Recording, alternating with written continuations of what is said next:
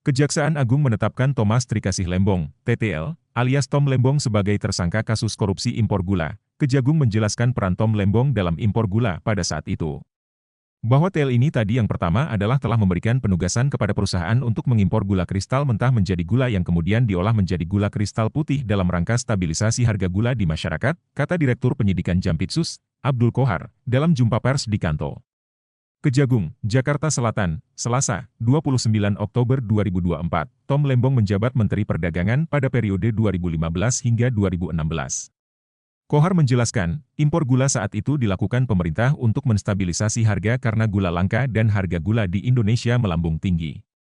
Impor gula seharusnya dilakukan oleh BUMN yang ditunjuk Menteri Perdagangan, padahal seharusnya yang berhak melakukan impor gula untuk kebutuhan dalam negeri dalam rangka stabilisasi harga adalah BUMN yang ditunjuk oleh Menteri Perdagangan, kata Kohar. Tidak semua jenis gula diperbolehkan untuk diimpor.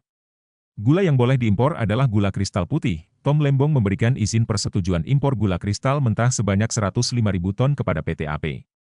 Gula kristal mentah tersebut diolah menjadi gula kristal putih. Negara disebut Kohar rugi kurang lebih 400 miliar rupiah akibat kasus ini. 8 perusahaan gula swasta yang terlibat dalam pembuatan kristal mentah itu diantaranya PT PDSU, PT AF, PT AP, PT MT, PT BMM, PT SUJ, PT DSI, dan PT MSI. Abdul Qodar mengatakan, Tom Lembong merupakan salah satu dari 2 saksi yang ditetapkan sebagai tersangka pada Selasa. Adapun tersangka kedua yang berinisial CS adalah Direktur Pengembangan Bisnis pada PT Perusahaan Perdagangan Indonesia, PPI. Periode 2015-2016. Sementara itu, keterlibatan CS dalam kasus tersebut adalah ketika pada 2015, Kemenko Perekonomian menggelar rapat yang pembahasannya terkait Indonesia kekurangan gula kristal putih sebanyak 200.000 ton pada 2016.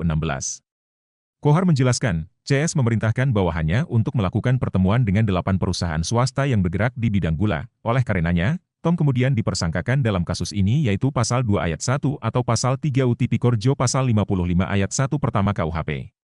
Melalui persangkaan pasal itu, mantan Kokapten Tim Pemenangan Anies Cak Imin terancam dipidana selama seumur hidup.